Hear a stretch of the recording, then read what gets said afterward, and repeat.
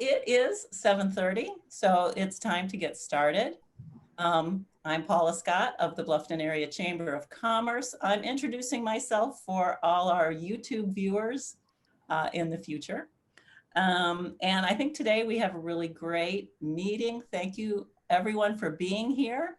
As I said, we're recording this for YouTube. Also, I sent out a survey for today's program on Bluffton promotion. If you haven't filled it out yet, you still can. I'd love your feedback. And I'm going to ask you all for feedback today as we go along through our program. But first, I think always the thing I'm perhaps most excited about is I love starting off a meeting when I can introduce new members. And today we have two new members, starting with Jim Enneking, who is joining as Enable Services. Jim, you want to turn on your mic and say hello to everybody. Hi, I'm glad to be here. So what can you tell us about your new business? So basically what I've done is over the years, I've had some partnerships with some different individuals, and so brought them together kind of as a best-in-class software offerings. And we do basically two. One is with document management. So electronic document management, electronic bulk scanning, things like that, where all of your documents can be digitized on the web, accessed anywhere you need access, security is all involved, all of that good stuff. So, but basically in a remote environment, that becomes really important to be able to get your documents out to people wherever they're at. The other piece is deals with cybersecurity. And with that, we have two tools. One is an evaluation. It's basically a questionnaire that covers around 16 different topics and gives you a good roadmap of where you're at as far as cybersecurity, where you need to work on some things. And also comes with sample policies and procedures for correcting cybersecurity issues. And then also a tool for awareness training for staff that goes, it's a 12-month schedule with videos and quizzes that then are reported back to the administrator. And also we can do phishing simulations where every month we send emails to staff that kind of deals with things that are in their normal job to see how good they are at detecting phishing emails and not opening things they shouldn't. So, so that's basically what we do. And from my standpoint, I'm geared towards small businesses, nonprofits, and I work a lot in the developmental disabilities field with county boards and with private providers. So, so yeah, so we're excited to get started. COVID hasn't been friendly, but hopefully that's loosening up and things will get going. Well, thank you for joining us. I think it's a very timely service. And as we all rely more on working remotely and having things on the cloud, you know, it's certainly more important than ever. Yeah. I also want to introduce Northwest Physical Therapy, not a new face in town, but currently a new member to the chamber. And Dan Setledge and his colleague, is it Grant? I didn't write it down. Yep, Grant Marshall. Grant Marshall, thank you. Are here to say hello and tell us what's new at Northwest Physical Therapy. Yeah, thanks for having us this morning, Paula. We are not new members to the chamber. We have been chamber members in the past, but recently wanted to renew our membership and commitment into the Bluffton Chamber as we recently hired Grant Marshall on in our Bluffton office. Grant is a PTA with almost 5 years experience in orthopedic settings, and he is joining Megan Broadwolf, our PT, in our Bluffton office. So they're making a great team over there so far and continuing to build caseloads there. So wanted to stop on the meeting this morning, and it's nice to see some familiar faces with Jason and Greg and Fred and Melinda and all those guys. So I'm sure we'll be seeing some more familiar faces too as we go. But thank you very much for having us. Good morning. And Grant, just show your face, say hello, show your face so that folks will recognize you when they come into the shop. Yeah. I just joined Northwest Physical Therapy in November, teaming up with Megan over there at Bluffton. So anybody that has any physical therapy needs, send them on down your way, on down to the BFR down there. Thank you so much. Okay, we are so lucky, I think, with what we have in Bluffton. I'm going to be talking about that. I am going to present the program today. Hopefully I can keep all the screens and slides and everything up in the air. I just have a couple of chamber announcements to make before that. We are having an event this week. Our downtown merchants have been planning a chocolate walk, the 2nd annual, and we have tickets for sale, $10 a piece. And with one of these tickets on Tuesday, the 16th, you can walk around town and pick up a chocolate treat at 9 different businesses. And then all of that $10 will go to Bluffton area nonprofits. Half will go to the food pantry and half will go to the additional nonprofits that are supported by the United Way of Greater Lima. I believe we're selling just 200 tickets. I'm pretty sure we have under 100 left. So today, tomorrow, Monday will be a great time to pick up those tickets. Last year we had the chocolate walk in the middle of a snowstorm and people had a blast. It's really fun. I mean, it's busy. You've got to keep moving to get to all 9 businesses, but it's certainly a lot of fun, and I recommend that really heartily to all of you. And where can we get tickets, Paula? Okay, so thank you for asking. We have them in alphabetical order at the Black Lab, at Boutique 415 Polished, at the Doughhook Meat Market, at the Food Store, at Greenhorn. And I should mention that Greenhorn is opening, they're not normally open on a Tuesday. They're opening specially so that they can be part of this. Roots by Stratton's, Shirley's Gourmet Popcorn Company, Town and Country Flowers, and Twisted Whisk Cafe. So they are all donating chocolate for 200 people. And I want to thank them all for taking the lead on that. It's a lot of fun. As our guests started coming into the Zoom meeting today, I was saying how much I'm looking forward to spring and the farmers market. You can sign up now to be on our mailing list. We are registered for the new year.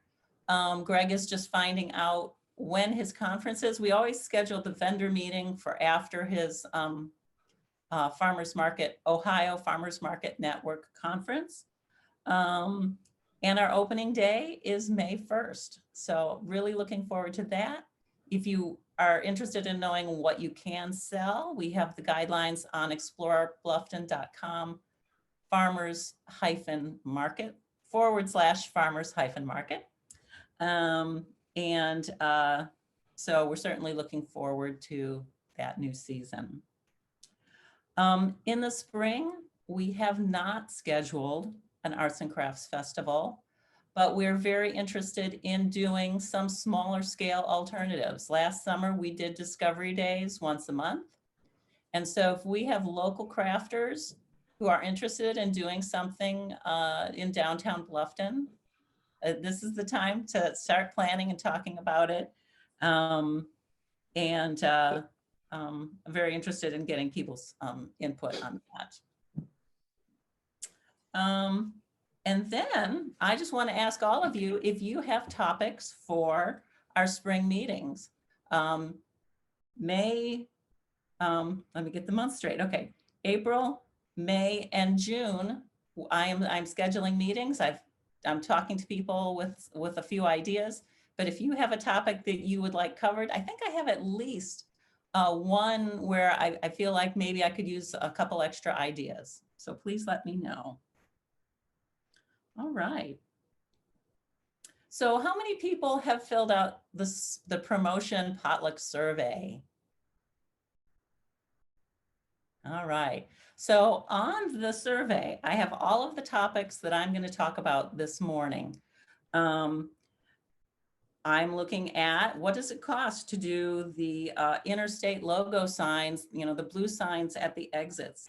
What would it cost to do billboards that are close to Bluffton on I-75? We do a minimal amount of radio, print, online, and TV advertising. Is that something that we should be more focused on? Promoting Bluffton as a town, or doing some kind of co-op advertising with specific businesses in town. And then inside Bluffton, could we do more work with portable signs? We have done flyers, and I don't have one in my hot little hand, but I can grab one. We have done flyers. Do we need to do those bigger? We were talking about putting a map on one side. And should those be fairly simple on fluorescent paper, or should they be full color? And finally, if we had a slogan, what would that be? And would you put a bumper sticker or a decal on your car? Would you distribute them in your business? So those are the questions that we're going to go over this morning. So first of all, let's talk about logo signs.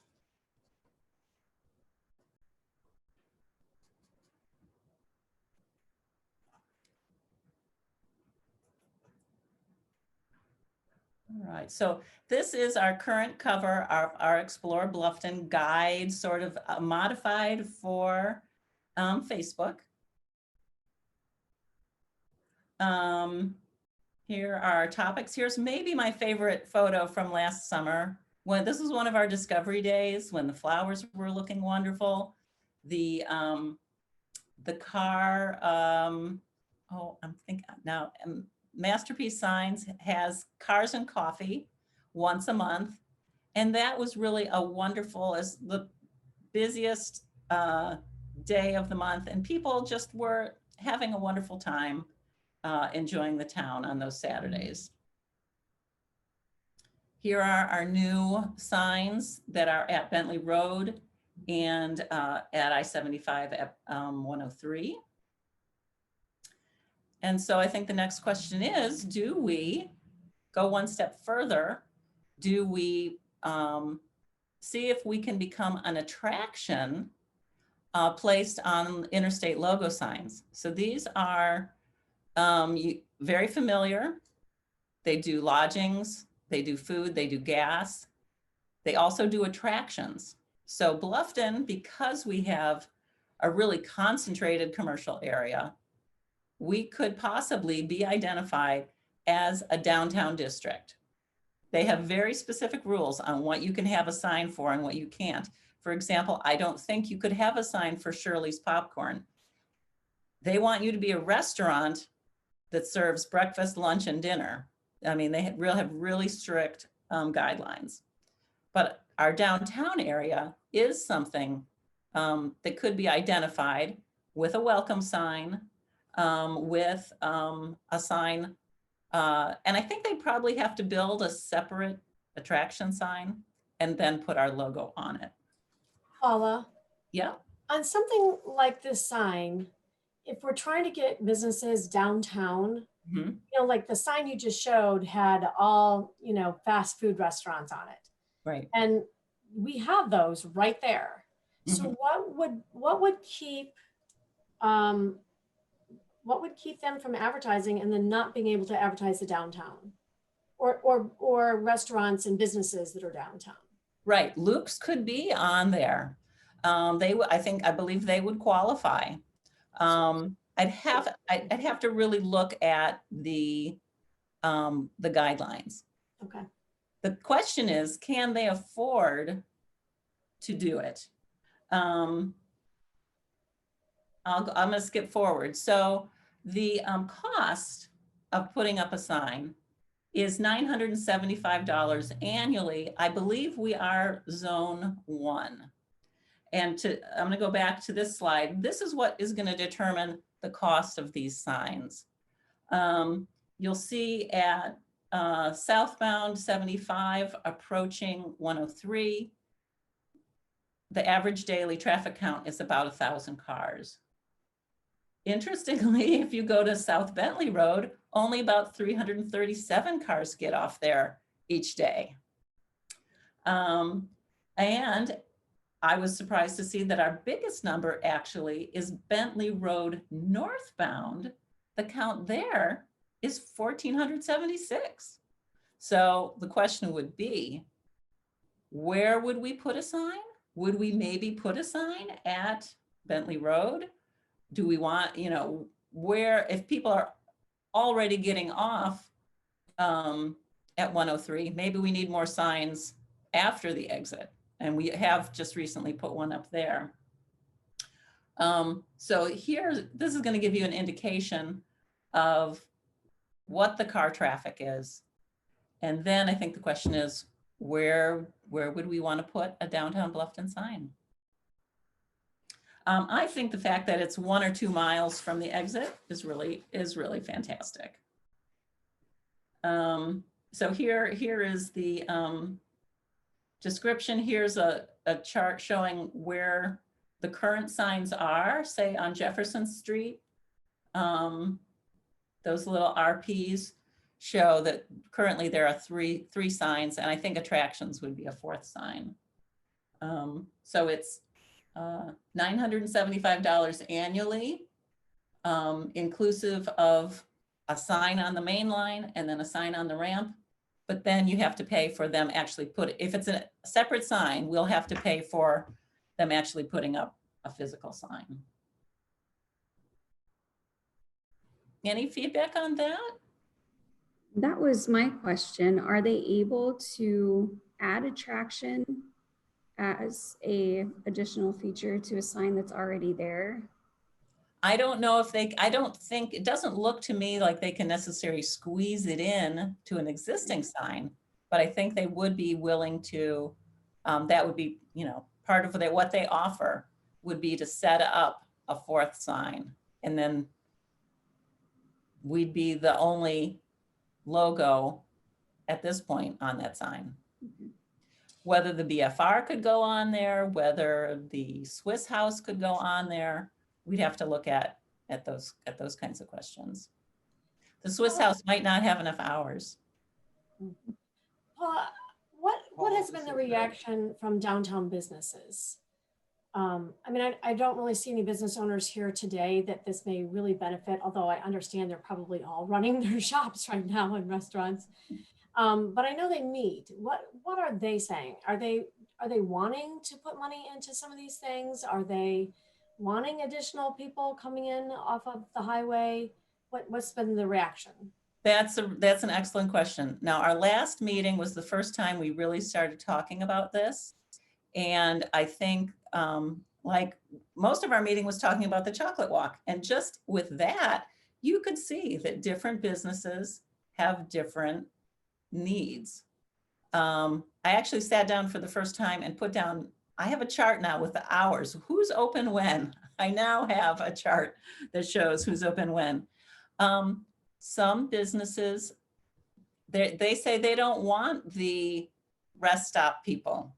They want locals. They want someone from Lima or for someone from Findlay to come shop because they know that they'll be back again.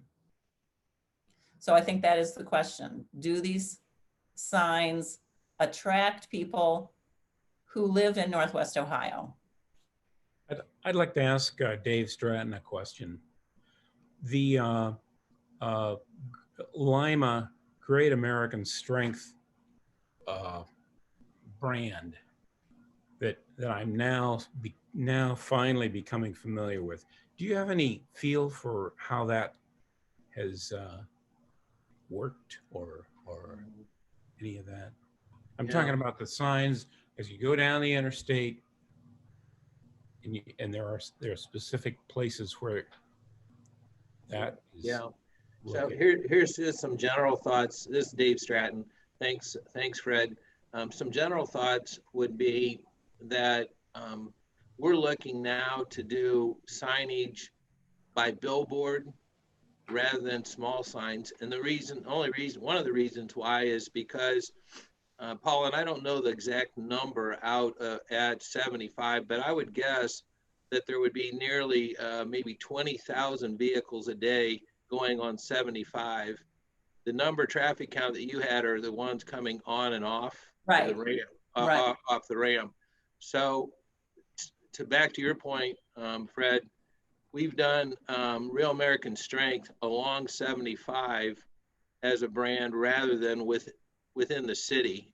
And the reason for that is that look at the visibility. What's real interesting is that if you go down to 30 and 75, 30 at Beaver Dam would have about 15,000 vehicles a day going on 30 and about 20,000 vehicles a day on 75.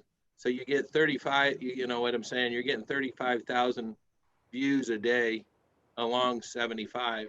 When you come in-house and you come within the city, certainly that brand of Real American Strength, we have it on a lot of different materials, including through the convention center and a variety of things. But my guess, Paul, one of my questions would be, would there be value of even having something out on 75, you know, a billboard or something that would give some level of visibility to exploring Bluffton? Most people that get off of Bentley already know there's a downtown Bluffton, whereas you have people who are going by may not know that, you know, the wonderful downtown that we have. I'm not sure that answers your question, Fred, but those are just some general thoughts. well, thank you. When I drive to Cincinnati, I have a daughter living in Cincinnati, so we drive down there. I can point out the towns that have billboards, and those are for me meaningful because they tell me that there's a group there that wants to attract me. I'm thinking of Piqua, and I'm thinking of a Shelby County billboard. Those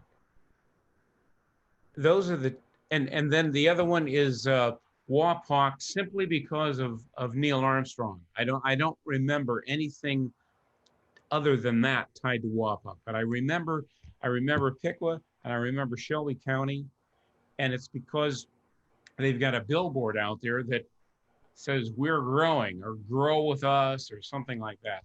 And I can name other towns on 75, but I can't think of anything other than the village of Anna, and I've said this before, who has painted their water tower their school colors. There's a big water tower that has a blue stripe that says Anna, and I remember that. I also remember Perrysburg with that extremely expensive water tower that has all sorts of things on it. I don't know how those came about, but I look at those and say, wow, that must be a neat town. That's my impression. And I think that if I was coming from Findlay on I-75, and if there was a Bluffton billboard right at the bend, right after we get out of Findlay and turn directly south, I think I'd remember that. One more thing. I don't know if it's there anymore because I don't remember it, but Frankenmuth, Michigan, for some crazy reason, had a billboard out there, and boy. But anyway, I think I would say for us, a standalone billboard somewhere between Findlay and Lima would have some value there. So, One of the things, Fred, that I wanted to say was we're looking in Allen County of actually doing some billboards that would say, kind of like what you're saying, you're welcome here, grow with us, something like that. It always just drives me crazy when you see empty billboards. It's like it's saying, hey, there's nobody home. And so we've actually, through Allen Economic Development Group and Allen County Port Authority, we now own a billboard on the south side of Lima coming in that we could potentially, we're looking at doing something for Allen County, but you know, it might be something to suggest in Allen County, and you would have, the two cities, Lima and Delphus, the villages, Bluffton and Lafayette and so forth. And maybe that jointly there could be villages that would want to join that on a number of billboards, if you know what I mean.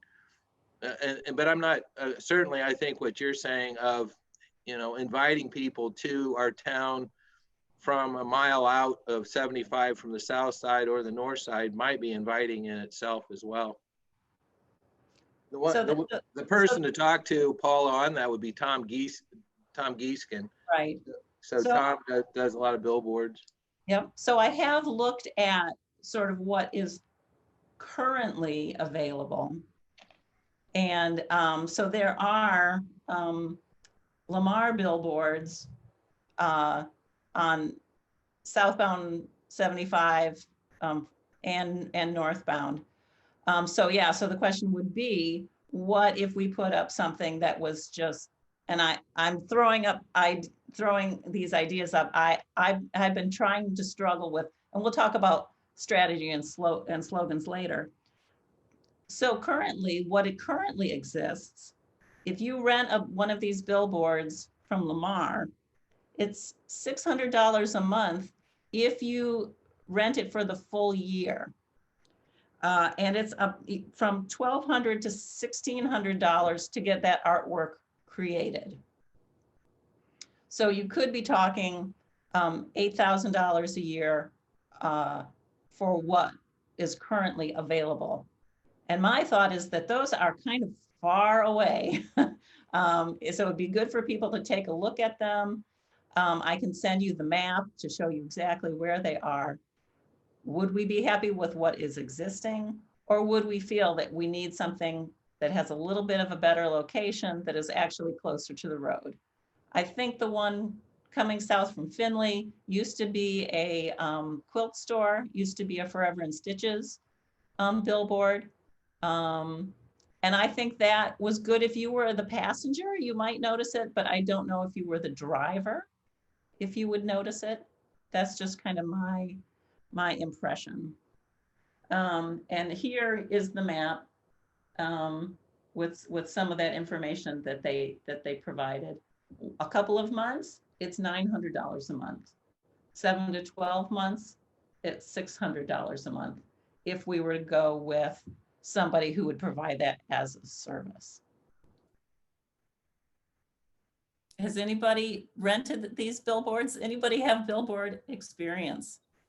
Paula, we've got some billboard experience over the years. I've included that in a lot of the local advertising that we've done in the past. It tends to be a little bit of a hit or miss kind of thing. It depends on what you're really using the billboards for, what you really want to get out of them. To measure return on investment on a billboard is really difficult, just inherently because you can't, it's hard to track those people that are shopping in your stores because you're not going to ask every individual that comes in, hey, did you see our billboard? And whether they say yes or no is one thing, but is that really what brought them into the store in the first place? So it's something that's really hard to track return on investment for. However, there is some value if you're able to work the process so that, for instance, the board that you've been talking about, on 75, getting as much eyeballs on it as we can. That board, if we had the opportunity, if sometimes with a longer commitment, those billboard companies will work with you on the artwork. If you commit to a year, if you commit to 2 years, whether it's a vinyl or a digital board, they will work with you, especially the digital boards, because those are easy to switch out and change. Some of the most effective long-term is billboard advertising. If you want a good benefit out of it and you want it to be as impactful as possible, you have to go long term. You can do a 1 month thing, you can do a 2 month thing, but it's just billboards work best over a long term, and that a lot of times you combine that with another medium that also reaches those people. So they kind of see it in two places, and it kind of kicks their mind into gear a little bit, saying, oh yeah, I saw that on a billboard, or oh yeah, I saw that through a direct mail piece or whatever. So kind of keeping those things in mind, if we do a long-term thing, I would kind of gear more towards that. If we were able to switch up the artwork 1 or 2 months at a time, but have the same overall theme, kind of like the Great American Strength that we were talking about earlier, having that being an example of a long-term branding, but then change the message and maybe highlight specific shops, so that as people drive back and forth, they see the board, they see that branding message, but it's a different shop. It's a different, it could be Shirley's, it could be Promo Hits, it could be, different things. So people that see the board recognize the board, but they also notice that it changes. So there's more to just come shop at downtown, if that makes sense. Well, I'd like to put for a minute. I don't really know you, but maybe we're talking about the wrong thing. Maybe we should be talking about Google Maps, or maybe we should be talking about some social media, our efforts there. Where do you get your information about towns? I'm looking at anybody younger than Brendan Matthews. I will say that when I travel, I tend to use Google Maps a lot more than I pay attention to billboards. There's really great ways of seeing what's highlighted in town. On occasion, we'll use websites like TripAdvisor, but very rarely. Usually it's whatever mapping feature we have accessible, and Google is the most popular one. And they'll do little pre-filled links of like unique eats or places to visit, that sort of thing. And it's all based on what your status within Google searches, how you've tagged your businesses. And Paul, I think you've done a really good job of educating us about that as the chamber director. So it may be worth considering, how can we like work together as a group to kind of tag things so that we're included in a list like that. Yeah, I thought it was really interesting. I was checking to see if the chocolate walk appeared for Bluffton this weekend. When I, called up Bluffton on Google, and they had, 8 events. They were Lima and Findlay events. There was not a lot of Bluffton on there. And I'm very knowledgeable about how to claim your listing, how to update your listing, how to, really customize it. But I have not started doing any Google advertising. And so I think that's an area that I'm very interested in. Okay, so Marcy and Lauren, who I do not know, I want to put you on the spot. Where do you go to find out about a town?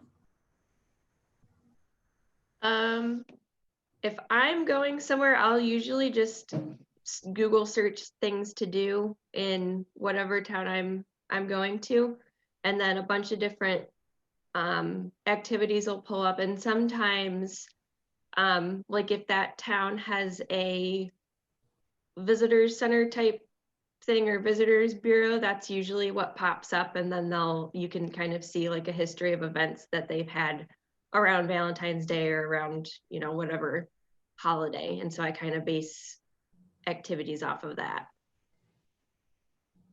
Yeah, I'll second that. Using Google, either the maps or satellite, kind of seeing what businesses are near other businesses if I'm going to be parking and walking.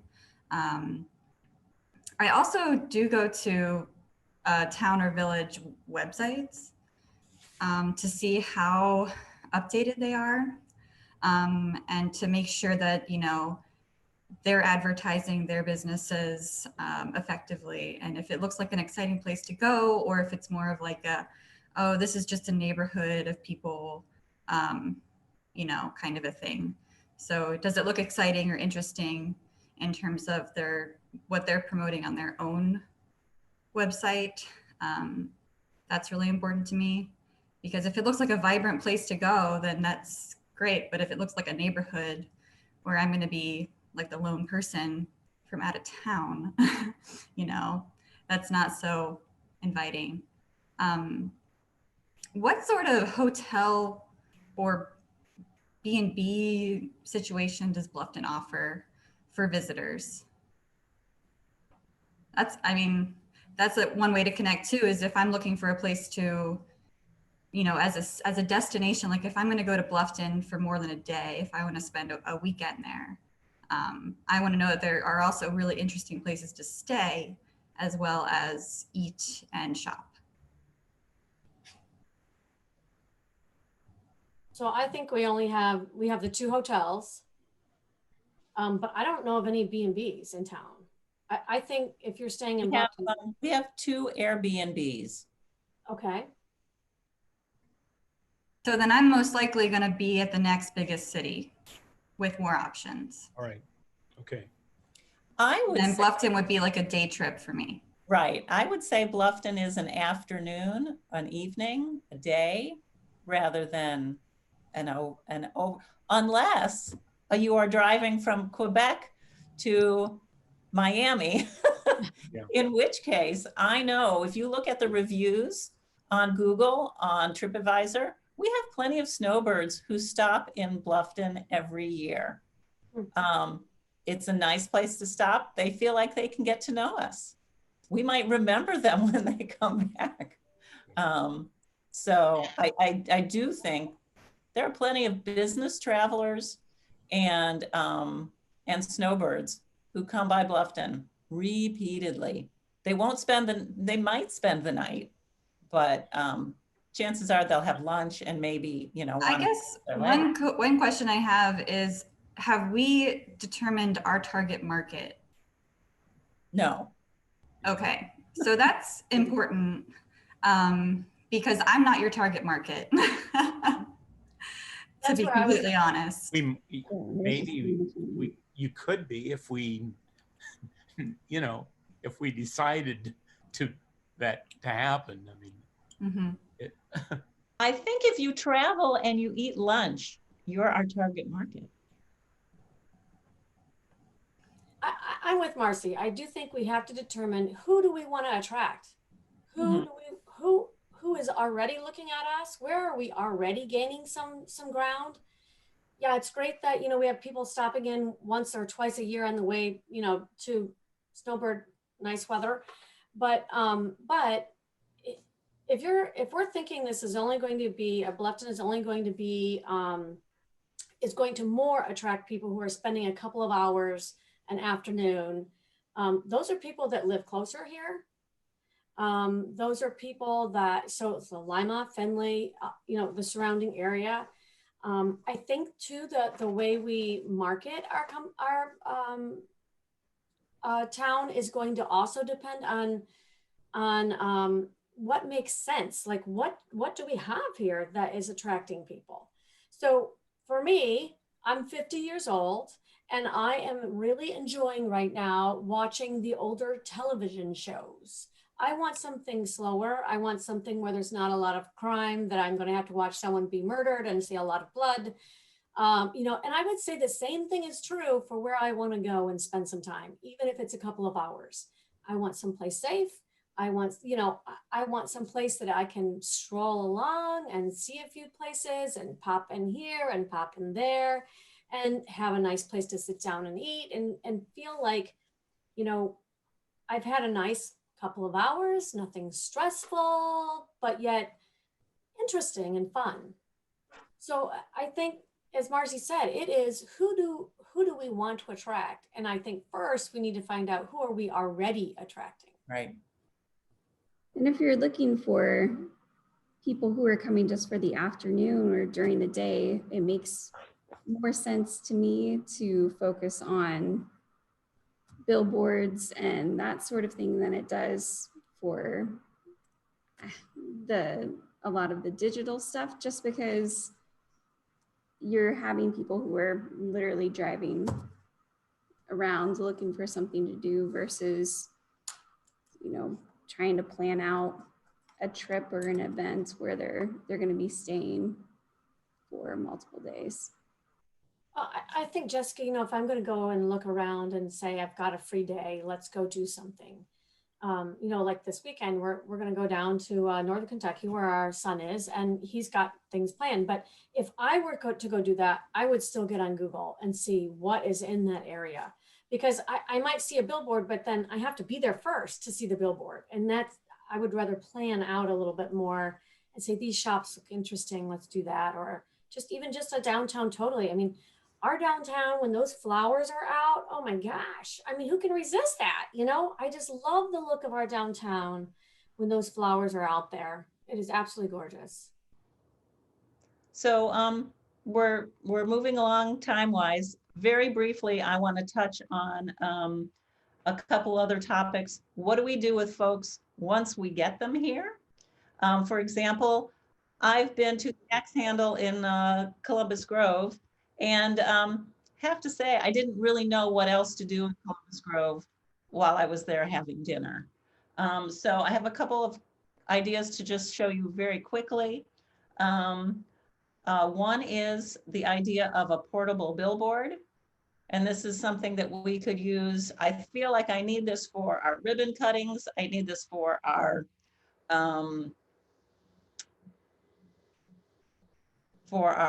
business showcase. It could be used for a business's customer appreciation day. These would be things that slide off of, you know, this is a message board. These messages would slide in and out.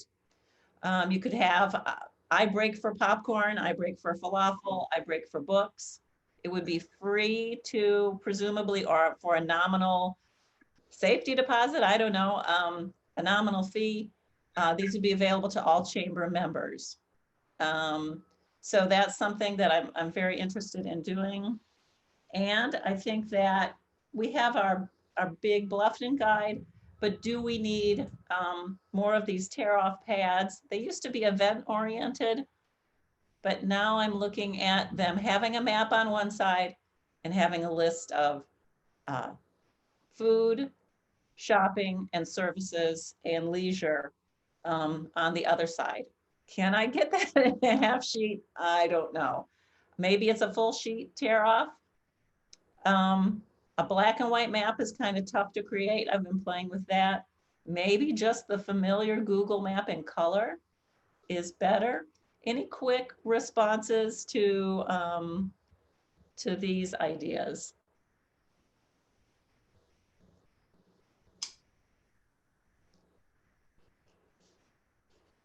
Would you use them in your place of business? Do you feel that you already have a current need for these things?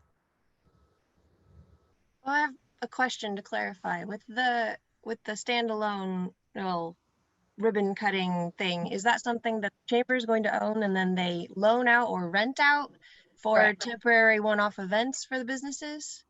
Yep, it would be owned by the chamber. I would store it here. And then ideally folks would pick it. I would put in what you need, and then you would come pick it up, and it'd be on wheels, and you'd be able to bring it to your business. And you could put it up for, I don't know, I think like with our ribbon cuttings, we don't have any visual cue. You've come to the right place for the ribbon cutting. That sign could be up for the whole week of the ribbon cutting. If you have a customer appreciation day, it could be up for the whole week of the customer appreciation day. We could even, if it's popular, we could even have more than one. It's not, you know, hugely expensive or difficult to store.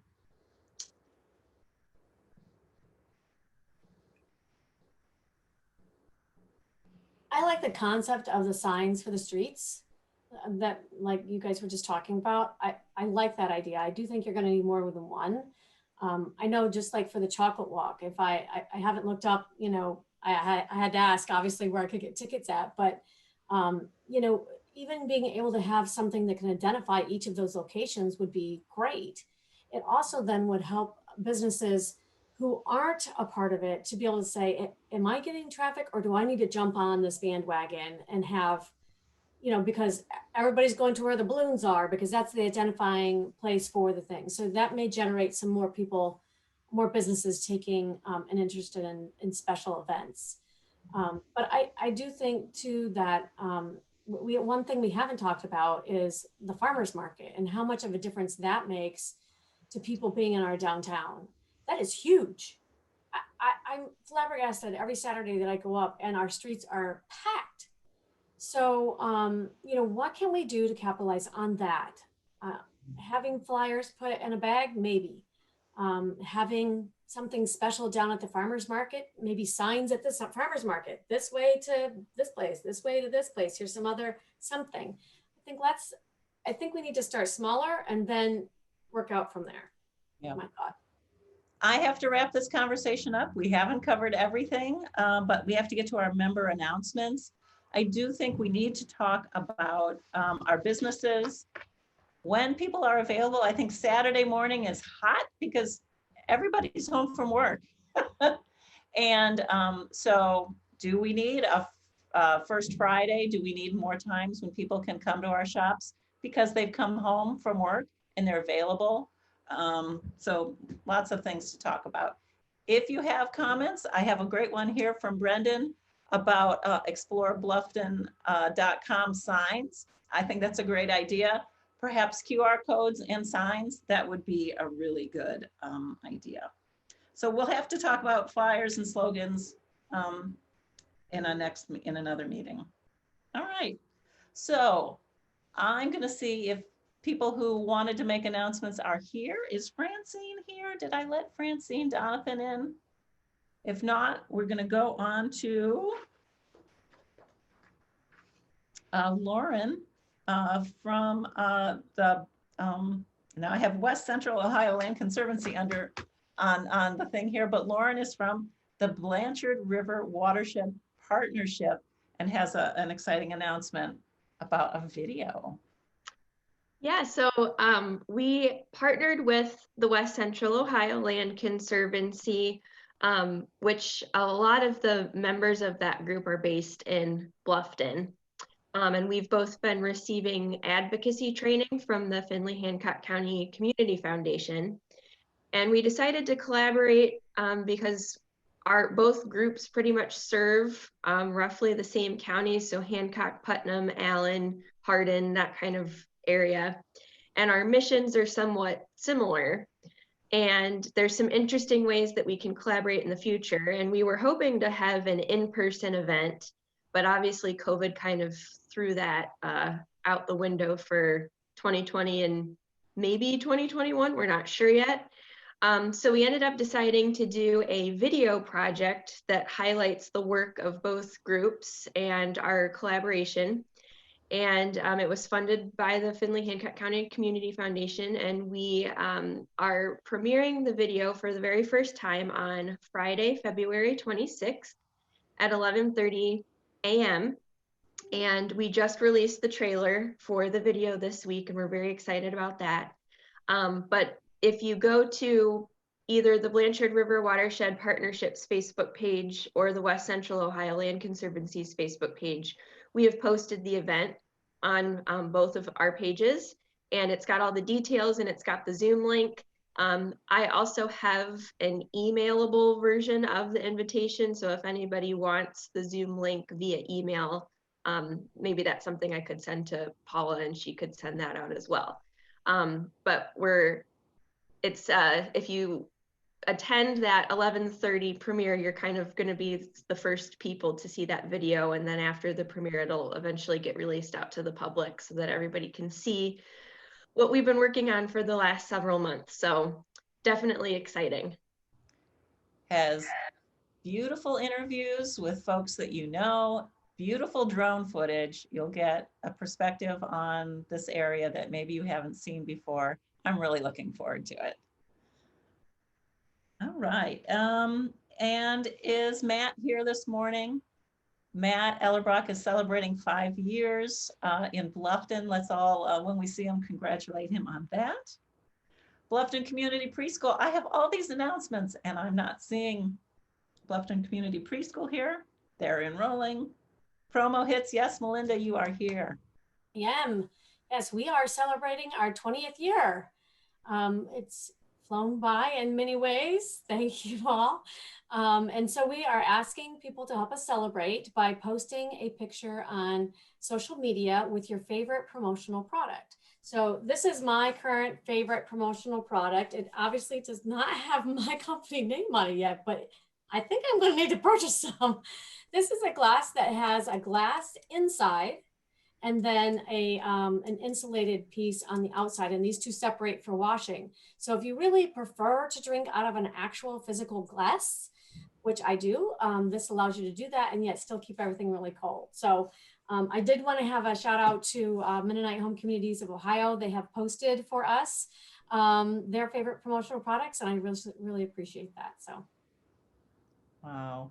Yes, congratulations. And Melinda, are you a former chamber CEO? Yes. Yes. I was called the executive director at the time, though. Okay. So. And you're doing way better than I did, Paula. So good job. Well, thank you. And then I guess I put on my Bluffton Center for Entrepreneurs hat really quickly here. Fred Steiner, I think you probably have heard about his new Bluffton anthology. Well, I asked Fred, can you talk to our BCE audience about making a book? What happens when you have that manuscript? You know, what's next? So we're going to talk about self-publishing. What kind of audience is self-publishing good for? Who should be considering self-publishing in this day and age who maybe 10 years ago would never have considered self-publishing? I know I can think of probably 3 or 4 projects just off the top of my head, cookbooks, etc., that would be, you know, perfect for this this type of project. So that is going to be, Fred is going to talk to us at 6 p.m. by Zoom on February 25th. Email blufftonce@gmail.com or the chamber. In both ways, it comes to me, and I'll send you the Zoom link for that. Fred and I will do a half-an-hour chat that's recorded for YouTube, and then we'll take Q&A. All right, so does anybody have announcements who's here is not on the agenda yet?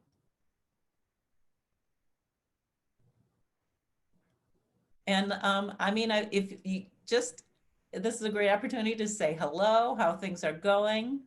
I will introduce myself because I know some people may not know me. I am the new manager at 10,000 Villages. So if you stop by today or tomorrow, we are having a buy one, get one 50% off promotion. So feel free to get your Valentine's goodies at the shop. You know, this week, Fred had a really interesting poll on the icon. Fred, you want to tell us if you've gotten any responses on your, what shop would you like to have added to Bluffton's downtown? The poll is very unscientific because you could vote twice, although I don't want anybody to know that. Actually, an antique shop is kind of coming to the forefront, and also a shop not mentioned in this poll is also very popular. Unfortunately, I don't know what that shop is, but anyway, it was interesting to ask that, and I hope to follow that up with a little more ways for people to participate in this. Great. Yeah. I shared it on both the farmers market, no, on the BCE and on the chamber Facebook page. My personal vote on behalf of my family, they're always asking for a record shop. I don't know if anybody wants to open a record store, but they want someone to go hunt down those albums for them. And I noticed that our Northwest Ohio Dairy, Knieven, if that's the right way to say it, food store sells Knieven, sometimes Community Market has Knieven. They're opening an ice cream shop in Gilboa. And I think that's very interesting. They're very up and coming. They're part of a farmers market delivery service. I've started following that. It's I think a Fort Wayne based delivery service, but it's kind of creeping into our area. So yeah, I would like 12-month a year ice cream. That would be that would be another one of my votes. Any other shops that you would like to have? I was just wondering if we could get some clarification. I know we talked about bed and breakfast earlier, and Melinda mentioned that she was going to open her home for a bed and breakfast. So Melinda, I don't know if you had any start dates with that or when you were going to do that. I'm working on announcements to our Northwest PT database to make sure that they're going to be giving you a call and head in. So how many bedrooms are you leasing out and rates and all that stuff? I've got several people interested already. Dan, you and I talked about this, and we are not ready to announce that, remember? Because we're waiting for you to have enough room in your house to be able to have, like, you know, one of those Japanese bath things going on. That would be great, because I'm not bringing people in until I've got someplace to send them for their bath, so. There you go. Sounds like a plan. If you do need a B&B, we have two very centrally located in downtown, one on Main Street and one just off Main Street. Check out Airbnb and you'll see who is providing space. Are they listed on the Chamber's website? No, they're not. Yeah, but they are chamber members, so I guess I could tell you. So Shirley's Popcorn has an Airbnb above their store, and Beyond Budgeting, Beth Bear, has an Airbnb. She has a space over, is it over a garage, or it's not in her house. It's a separate building. So I thought that was very interesting. I attended a meeting with the Hancock Hotel this week and learned about how they're managing under COVID. You don't get housekeeping. After you check in, you don't get housekeeping. They bring towels and things to your door. When they hold meetings, everybody gets a 6-foot table. I attended a very interesting meeting through the Findlay Hancock Chamber and heard from Hancock Hotel how they're managing during COVID. All right. I have one final announcement to make, and that is that our next program on March 12th will be by Jesse Blackburn. Jesse's going to talk about all the infrastructure improvements that are going to be happening in the Jefferson Street 103 corridor, both road, electrical. Jesse, what's the scope, would you say, of all the improvements? Sure. Well, I think the project started in theory 2 or 3 years ago when we were looking to connect downtown Bluffton to the I-75 corridor. So it's kind of a summary of where we're at. You know, we did the first phase back in 2019. So this year we did just award the bid for that. Everybody who's comes to Bluffton knows which part of State Route 103 we're talking about. It's the only rough road in Bluffton. So that bid has been awarded. We don't have a start date, but we have a substantial completion date of July 30th. So we know that we'll have that road reconstructed by July 30th. But yeah, the project is going to summarize what we've accomplished in that corridor and future plans as we look to, again, provide some federal funding for a pedestrian pathway that's coming.